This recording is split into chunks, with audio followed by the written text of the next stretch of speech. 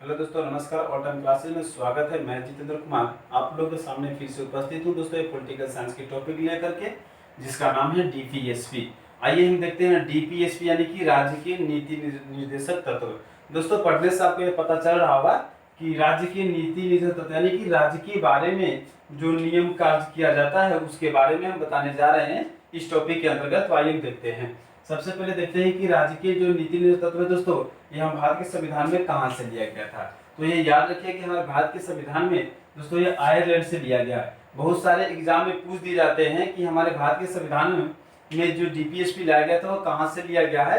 तो याद ध्यान रखना दोस्तों कि जो भारत के संविधान में लाया गया था वो आयरलैंड से लिया गया है। ठीक है। उसके बाद करा कि हमारे भारत के संविधान में इसका स्थान दिया कहाँ गया था।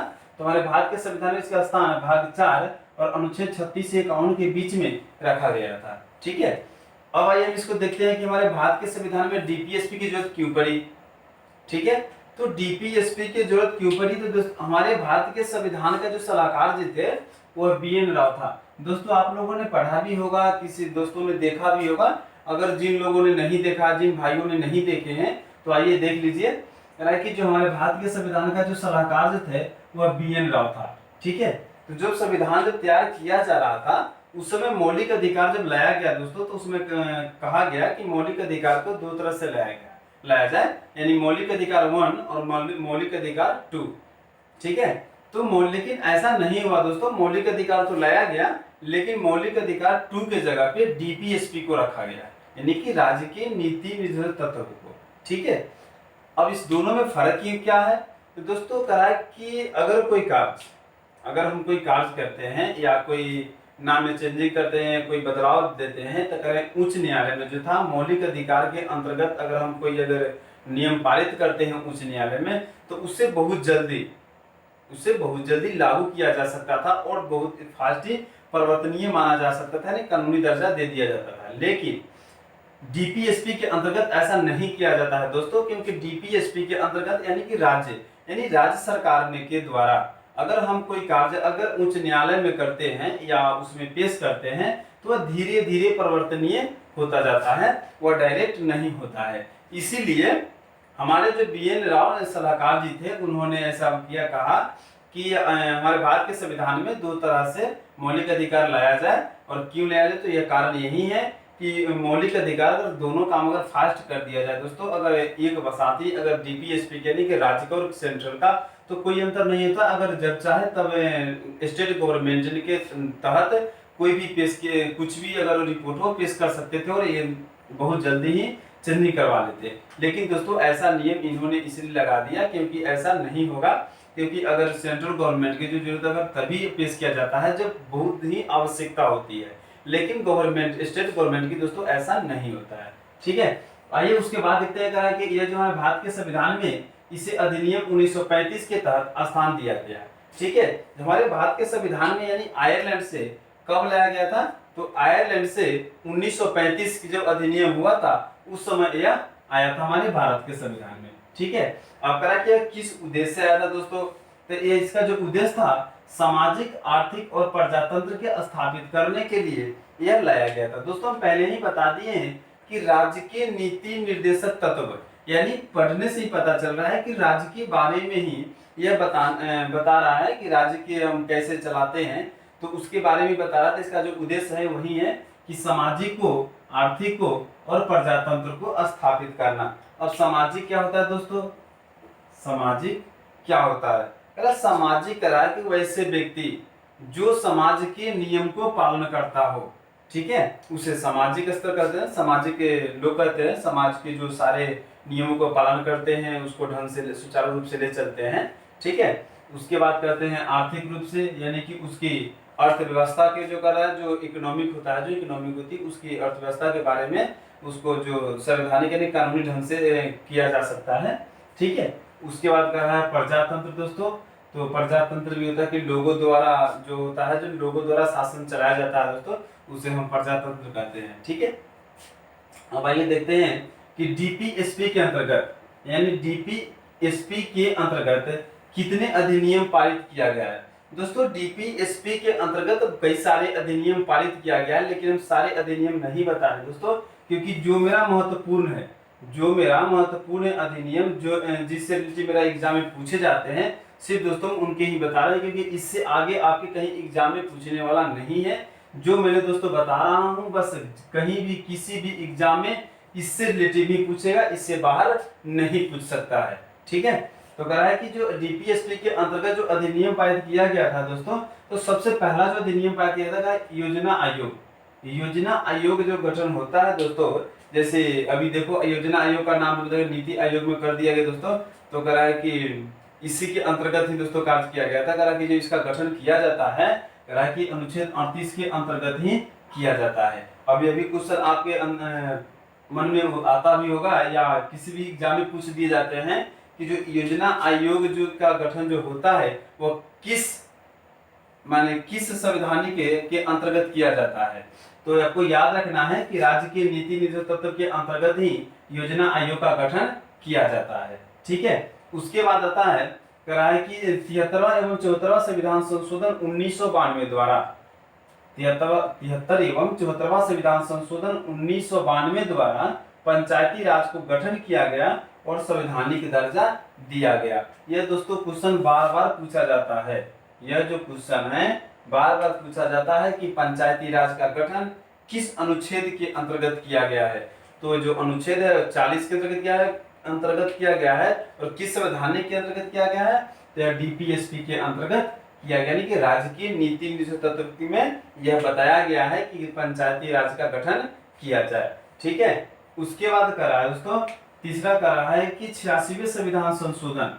86वें संविधान संशोधन जब 2002 में किया गया दोस्तों, उसी के अनुसार अनुच्छेद 21A को संविधान में जोड़ा गया और संवैधानिक दर्जा दिया गया। दोस्तों यह जो आपका है मौलिक अधिकार का है, यह जो है मौलिक अधिकार का है, जो 21A के बारे में बताया गया। 86वें संविधान संशोधन हुआ था 2002 में, तब ये इसे जोड़ करके संवैधानिक दर्जा दिया गया था। और इसी समय यह कहा गया था कि 6 वर्ष से कम बच्चों, यानी 6 वर्ष से जिस बच्चे का कम उम्र है उसको भी निःशुल्क शिक्षा दिया जाएगा। इसका भी जो लागू किया गया था 2002 से ही। ठीक है, ये अनुच्छेद 45 में कहा गया है। अच्छा दोस्तों एक बात बताओ, आप जो अनुच्छेद 45 में यह बात कही गई है कि 0 से लेकर के यानी जन्म लेता है तब से और 6 वर्ष तक के जो बच्चे हैं उसको शिक्षा निःशुल्क देने के लिए, तो क्या 2002 से पारित किया गया था, तो क्या 2002 में स्थापना किया गया था? दोस्तों ऐसा नहीं है, क्योंकि 2002 से उसे संवैधानिक दर्जा तो दे दिया गया और लागू कर दिया गया, लेकिन जो उसका पूरी जो स्थापना किया था दोस्तों वह 2000 में किया गया था। उसको जो स्थापना किया था 2000 में ही किया गया था और संवैधानिक दर्जा जो मिला था 2002 में। ठीक है, यानी यहाँ पे याद करोगे इस जो स्थापना किया गया था 2000 में और संवैधानिक दर्जा मिला था 2002 में। तो यहाँ पे कंफ्यूज मत होइएगा दोस्तों, क्योंकि यहाँ से भी क्वेश्चन पूछ दिए जाते हैं कि हमारे भारत के संविधान में जो अनुच्छेद 45 में यह बात कही गई है कि 0 से लेकर 6 वर्ष तक के बच्चों को निःशुल्क शिक्षा दिया जाएगा, तो यह किस अधिनियम के अंतर्गत और कब किया गया था? तो दोस्तों इसका जो स्थापना है 2000 में किया गया था और जो संवैधानिक दर्जा मिला था वो 2002 में किया गया था। ठीक है, अब आइए हम देखते हैं जो इससे कुछ महत्वपूर्ण जो आर्टिकल है उसके बारे में देखते हैं। करा अनुच्छेद 37 में इसकी परिभाषा के बारे में बताया गया है, यानी अनुच्छेद 37 में डीपीएसपी के बारे में बताया गया है, इसकी परिभाषा के बारे में बताया गया है। ठीक है, उसके करा अनुच्छेद 38 में दोस्तों यह बताया गया है कि सामाजिक, आर्थिक और राजनीतिक को न्याय दिलाना है। अगर कोई काज अगर समाज से कोई अगर प्रॉब्लम होता है समाज में या इकोनॉमिक में यानी आर्थिक में कोई प्रॉब्लम आती है या पॉलिटिकल में यानी राजनीतिक में, तो उसे न्याय दिलाना है अनुच्छेद 38 के तहत। ठीक है, उसके बाद कर रहा है कि जो ये अनुच्छेद है दोस्तों, यह अनुच्छेद दोस्तों है ये 39 में कहा गया है, सॉरी यहाँ पे हम छोड़ दिए दोस्तों, छूट गया है।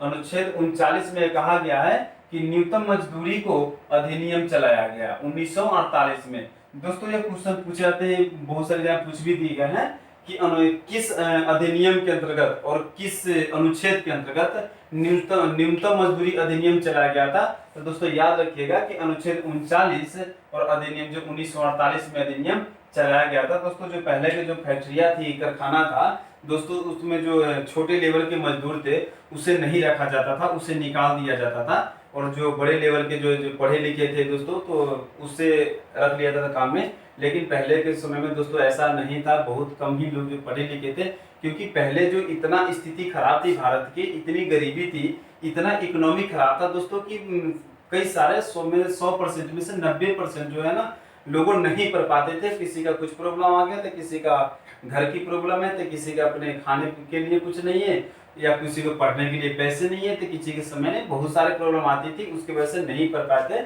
और बहुत कम ही लोग जो पढ़ पाते। तो ऐसे में क्या होता था कि भुखमरी आ जाता दोस्तों। तो उस समय जो था छोटे जो लेवल का मजदूर था उसे नहीं रखा था फैक्ट्रिया में। लेकिन जब यह अधिनियम चलाया गया 1948 में, जब अनुच्छेद 39 में, तो यह कहा गया कि न्यूनतम जो मजदूर होगी उसे फैक्ट्रिया में रखा जाएगा, तो इसीलिए चलाया गया था। ठीक है, उसके बाद करा है कि अनुच्छेद 40 में पंचायत का गठन। हम पीछे ही बता दिए दोस्तों कि यह 73वां संविधान संशोधन 1992 के अंतर्गत अनुच्छेद 40 में यह बात कही गई है कि पंचायत का गठन किया जाएगा। ठीक है, उसके बाद करा है 45 में भी बता दिया, अनुच्छेद 45 में भी कि 0 से 6 वर्ष तक बच्चों को निःशुल्क शिक्षा दिया जाएगा। ठीक है, उसके आगे दोस्तों करा कि डीपीएसपी का वर्गीकरण, यानी जो राज्य के नीति निर्देशक तत्व है दोस्तों, इसका जो वर्गीकरण किया गया है, जो बांटा गया है, कितने भागों में बांटा गया है। तो दोस्तों यह आपको एग्जाम में, ये भी एग्जाम पूछ दिए जाते हैं, या हमारे भाइयों ने, बहुत सारे भाइयों ने तो नहीं पढ़े होंगे, और जिन लोगों ने पढ़ लिए हैं चलो कोई बात नहीं, फिर से देख लीजिए, आपके रिपीट हो जाएंगे, आपके लिए बहुत ही उपयोगी है। और जिन दोस्तों ने नहीं पढ़े वो आइए देख लीजिए कि डीपीएसपी का जो वर्गीकरण हुआ है दोस्तों, यह मुख्य रूप से 3 भागों में बांटा गया है। जो डीपीएसपी है इसको मुख्य रूप से 3 भागों में बांटा गया है। और कौन कौन है, तो पहला है समाजवादी, दूसरा है उदारवादी, और तीसरा है गांधीवादी। ठीक है, यानी समाजवादी होता है वह अपने समाज के नियमों को पालन करता है, यानी अपने समाज के जो भी नियम होता है संवैधानिक रूप से उसे पालन करता है, उसे हम समाजवादी कहते हैं। ठीक है, उसके बाद करा है विवेक, यानी कि उदारवादी। तो उदारवादी किसे कहते हैं, ठीक है, तो उदारवादी जो है विवेक प्राणी होते हैं, यानी कि विवेक यानी उदारवादी उसे बोलते हैं, वह व्यक्ति होता है जिससे सारे गुण पाया जाता है, जिस व्यक्ति में सारे गुण पाया जाता हो वह उदारवादी कहलाता है। ठीक है, उसके बाद करा है गांधीवादी, यानी गांधीवादी के विचार के हो, जैसे गांधी जी ने दोस्तों आपको याद होगा यह बात कही थी कि अगर एक गाल में कोई थप्पड़ मारता है तो दूसरा गाल बढ़ा देना चाहिए। ठीक है, यह गांधी जी का ही विचार था दोस्तों, गांधी जी ने ही कहा था। ठीक है, तो समाजवादी जो पहला है यानी समाजवादी है दोस्तों, समाजवादी में कितने अनुच्छेद आते हैं, तो कहा है 38, 38 का ए, 38 का बी, 38 का सी और 38 का डी तथा 38 का ई। ठीक है, इस सारे जो आर्टिकल है वह समाजवादी से रिलेटिव है। ठीक है, आपको दोस्तों यह ट्रिक, सिंपल से ट्रिक याद करना है दोस्तों कि जो समाज से रिलेटिव कोई भी आर्टिकल, समाज से रिलेटिव अगर कोई भी अगर बात कही जाती हो तो आपको ध्यान रखना कि समाजवादी में कितना आर्टिकल आते हैं, ये सब याद करना। 38 है, 38 का ए है, 38 का बी है, 38 का सी है, 38 का डी है और 38 का ई है। ठीक है, उसके बाद करा है कि 39 का ए है, उसका 42 है और 43 का ए है।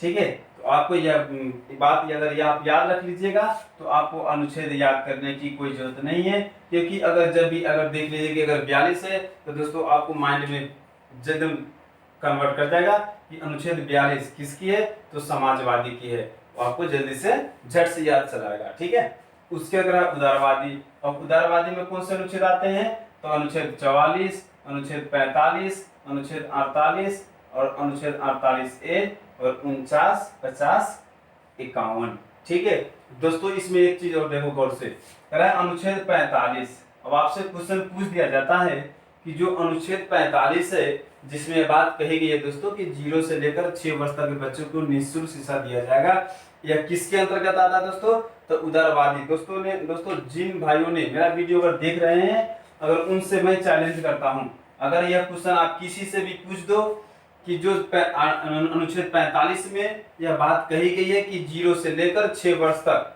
0 से लेकर के 6 वर्ष तक के बच्चों को निःशुल्क शिक्षा दिया जाएगा। यह किसके अंतर्गत आता है, ये किसी भी भाइयों ने नहीं बताएंगे। हो गए जो 100 गो में 1-2 बता देंगे तुक्का पे, लेकिन 99 लोग जो है नहीं बता पाएंगे। ठीक है, इसलिए आप ध्यान रखिएगा कि जो अनुच्छेद 45 है यह किसके अंतर्गत आता है, तो उदारवादी के अंतर्गत आता है। ठीक है, उसके बाद बात की जाती है गांधीवादी। अब गांधीवादी जो क्या है, इसमें अनुच्छेद 40, 43, 43A, 46, 47 और 48, ये जो है सारी गांधीवादी के विचार के है, यानी गांधी के बारे में जो गांधीवादी के जो दोस्तों विचारे हैं उसके रिलेटिव अगर कोई भी बात कही हो दोस्तों, तो आपको माइंड में झट से याद आ जाना चाहिए दोस्तों कि यह जो 40 है, यानी 40 में क्या है, पंचायती राज का स्थापना करना, गठन करना पंचायती राज का। तो जो पंचायती राज का जो हम गठन करते हैं दोस्तों, पंचायती राज किसके अंतर्गत आता है, तो वह गांधीवादी के अंतर्गत आता है। ठीक है दोस्तों, मेरा वीडियो इतना ही तक खत्म होता है। अब आप लोग से मैं इजाजत चाहता हूं दोस्तों। अगर मेरा वीडियो अगर आप लोग को अच्छा लग रहा हो तो सब्सक्राइब जरूर कर दे, बेल घंटी पे जरूर आइकन दबा दे। इसके लिए इजाजत चाहता हूं, फिर मैं दोस्तों अगला क्लास में आऊंगा नेक्स्ट वीडियो लेकर के। तब तक के आप लोग के लिए इजाजत चाहता हूं। थैंक यू, धन्यवाद।